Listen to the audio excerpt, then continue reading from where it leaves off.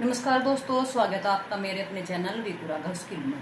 दोस्तों, मेरा सिलाई का काम है और बहुत अच्छा काम है। बुटीक है, हर तरह की ड्रेस मैं सिलती हूँ, कैसी भी हो, वेस्टर्न हो, इंडो वेस्टर्न हो या इंडियन ड्रेस हो, कैसी भी हर प्रकार की सी लेती हूँ। और मेरे पास ज़्यादातर लोकल कपड़ा नहीं आता, आसपास के शहरों का कपड़ा आता है सिलने के लिए। तो आपकी दया से काम बहुत अच्छा चला हुआ है। तो आज मैं आपको इसी पे बताने वाली हूँ। हर कोई इंसान चाहता है, देखिए बेरोजगारी इतनी है कि उनका काम अच्छे से चले। तो अगर आप भी सिलाई का काम करना चाहते हैं, आप भी खुद का अपना बुटीक चाहते हैं, तो इस बात पे ध्यान दीजिए, हमें क्या क्या सीखना है। शुरू में हमें किस किस चीज पे, किस किस कपड़े पे हमें पकड़ बनानी है, उसमें फिनिशिंग लानी है। क्या हम सीख सकते हैं कि ज्यादा से ज्यादा हमारा काम ग्रो करे और ज्यादा से ज्यादा हमारे पास कस्टमर जुड़े। देखिए, जब हमारा काम अच्छा होगा, एक कस्टमर चेन की तरह काम करता है। अगर हम किसी की अच्छी फिटिंग, अच्छा परफेक्ट उसमें सिलाई देंगे तो आगे जाके कहेगा, फिर वही कस्टमर आगे जाके कहेगा। ऐसे एक चेन बनती जाएगी और हमारे काम में इजाफा होगा, ज्यादा से ज्यादा ग्रो करेगा।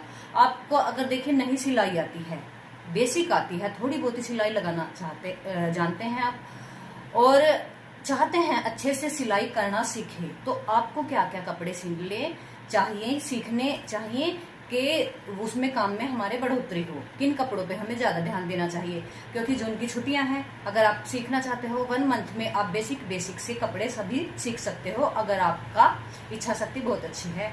तो आज मैं आपको बताती हूँ आप क्या क्या कपड़े सीख सकते हैं, जिससे आपका काम आगे से आगे बढ़े। और साथ में आपको किन किन बातों पे ध्यान रखना है कि आपके काम पे कोई गलत प्रभाव ना पड़े, अच्छा प्रभाव पड़े, आगे से आगे आपके काम में बढ़ोतरी हो। और देखिए, चलिए मैं आपको बताती हूँ किन किन कपड़ों पे आपको ध्यान देना है सीखने के लिए। देखिए दोस्तों, मेरे पास जो कपड़े पड़े हैं, मैं उन्हीं के आधार पे आपको बताती हूँ कि आपको क्या क्या जरूरी है, जो आना चाहिए।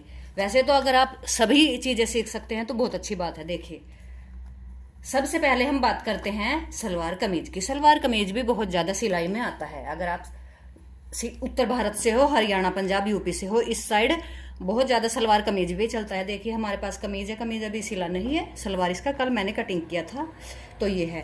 तो अगर आप सलवार कमीज सीखते हैं, मेरे हिसाब से बहुत ज्यादा कवर तो आप सिलाई का काम सलवार कमीज से भी कर सकते हो। क्योंकि देखिए, अगर आपके पास पैंट अच्छे से बहुत फिनिशिंग के साथ सिलनी नहीं आती, तो आप किसी और से भी सिलवा के सिर्फ कमीज खुद सिल सकते हो और पैंट सिलवा सकते हो आप बाहर। देखिए, दूसरे नंबर पे आपके पास आता है, हमारे पास आता है, जो आजकल चलन में है बहुत ज्यादा, प्लाजो पैंट। प्लाजो पैंट अगर आपको अच्छे से सिलनी आ गई और कमीज इसके साथ होता ही है, तो भी आप बहुत ज्यादा सिलाई का काम कवर कर सकते हो। देखिए, सबसे पहले तो अब ये हमारी 2 चीज हुई, सलवार कमीज और प्लाजो पैंट, और उसके ऊपर शर्ट या कमीज जो भी आप कहते हैं। तो दूसरे नंबर पे आपको सीखना है ये कमीज। तो हमारा एक सारे होता है। देखिए, कमीज चाहे हम शॉर्ट कुर्ती बनाए, लॉन्ग कुर्ती बनाए, उसमें ज्यादा अंतर नहीं है। शॉर्ट में हम कम कर देंगे, लॉन्ग में हम लंबा कर देंगे, बाकी मेथड वही है हमारा सिलने का। तो ये आप चीजें सीख सकते हो। मैं आपको दिखाती हूँ। सपोज कीजिए ये हमारी कुर्ती है, इसके नीचे हमें सलवार सिला है। आप मैं अपने कपड़ों के आधार पर ही बताती हूँ। ये हमारा कमीज है, शॉर्ट करोगे आप इसको इतना काट दोगे, लॉन्ग करोगे और ज्यादा लंबा कर दोगे, बाकी कुछ अंतर नहीं है। फिटिंग में क्या होगा, अगर आपको एक बार कमीज सिलना आ गया, फिटिंग इतनी कम हो जाएगी, ज्यादा हो जाएगी, कुछ ज्यादा अंतर नहीं है। तीरे का थोड़ा अंतर होता है, मुड्ढे का होता है। मैं किसी वीडियो में बहुत अच्छी तरह से आपको क्लास में बताऊंगी, क्योंकि जल्द ही क्लास शुरू कर रही हूँ मैं 1 जून से। 2 दिन में आपको इंस्टॉलमेंट सिलाई के हमारे जो होते हैं उनके बारे में बताऊंगी, और क्या क्या आपके पास चीजें होनी चाहिए ये बताऊंगी मैं आपको। देखिए, ये आ गया हमारा कमीज, आ गया पैंट प्लाजो आ गया। अब मैं आपको देखिए सूट दिखाती हूँ, कहाँ से है ये देख सकते हैं 55 इनके, इसके नीचे भी पैंट प्लाजो ही है। देखिए, 2-3 सूट तो हमारे प्लाजो के ही हो गए। ये कमीज है और ये हमारा सूट है। तो देख सकते हैं आप कितने हमारे हुए प्लाजो के, इतने हुए सलवार के, ये हुए 2 हमारे। ये सूट है, आपके सामने ही है, इनके कहीं लिखा हुआ होगा, इनके नीचे भी सलवार है, मेरे याद है। तो ये सलवार के हुए। अब देखिए, इतने कपड़ों में हमारे पास कितने सलवार के हैं, कितने पैंट प्लाजो के। अगर आप ये कटे फटे और ड्रेसें सीखना चाहते हो, ये भी मैं सिखाऊंगी, लेकिन ये मेरे ख्याल से 1-2% ही हमारे समाज में चलती हैं। ये शादी ब्याह में चलती हैं या फिर कोई स्पेशल बनवाना चाहता है तब चलती है, अदरवाइज ये इतनी ज्यादा नहीं चलती। वैसे आपको सीखना सभी कुछ आना चाहिए। ये हमारे पास कमीज है, ये सिले हैं, तुरपाई के लिए गए हुए थे। अब मैं दिखाती हूँ, एक पैकेट और खोलती हूँ। देखिए, ये हमारे पास आई हैं कुर्ती सिलने के लिए, करनाल से आई हैं। इनमें हमें क्या फ़र्क है, बस इनर लगानी है और कुछ ज़्यादा फर्क नहीं है। थोड़ी लॉन्ग करनी है और हमें हल्के पतले कॉलर वाली कुर्ती बनानी है। इसका बनाना है हमें कोड सेट। कोड सेट में कितना अंतर है, प्लाजो तो पैंट तो हमारी थोड़ी लूज होती है कोड सेट की, ये अंतर है, थोड़ा सा ही अंतर है। या तो आप इसको बेल्ट वाली बना सकते हो या चारों तरफ इलास्टिक वाली। बाकी ऊपर शर्ट का अंतर है, शर्ट या तो आप इसकी बटन वाली बना सकते हैं या शॉर्ट बना सकते हैं, और कॉलर इसके साथ लगा भी सकते हैं, नहीं लगा सकते हैं, ये कस्टमर पे डिपेंड है वो कैसा सिलवाना चाहता है। तो इसमें भी ज़्यादा कुछ अंतर नहीं है कोड सेट में भी। 3 ड्रेस हमारी 4 ड्रेस कवर हुई। अभी ये देखिए पॉलिथीन, भी सभी सूट हमारे देखते हैं सलवार वाले हैं। हाँ, ये सभी सूट सलवार वाले हैं आते हैं। तो 20 में लगा के चलिए, हमारे पास 16 हमारे पास एवरेज है। एक आप क्या है, अगर आपके पास रेडी ड्रेस अच्छे से करना चाहिए, उसकी अच्छी फिटिंग होनी चाहिए, उनकी आप फिटिंग करनी चाहिए।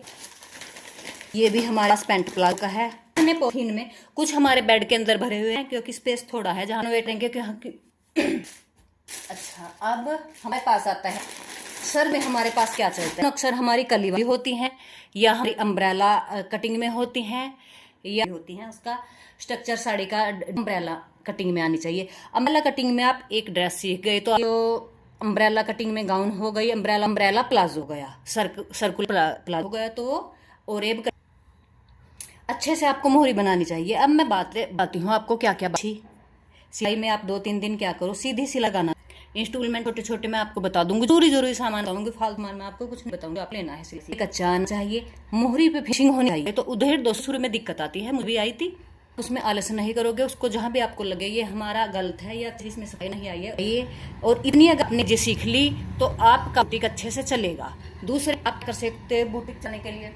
शुरू में अगर आप सिलाई सीख गए हो तो क्या करोगे, जो आपके आसपास टेलर हैं, अगर आपको अच्छी सिलाई आती है, आप शुरू में उनसे कम रेट में ले सकते हो। कम रेट में लेके क्या होगा, आप धीरे धीरे लोगों को पता लगेगा, तो आपके पास धीरे धीरे आने शुरू हो जाएंगे। शुरुआत कैसे करोगे आप, शुरुआत अपने घर से सिलने के लिए, आसपास अपने खुद के घर से आसपास जो आपके आस पड़ोस। और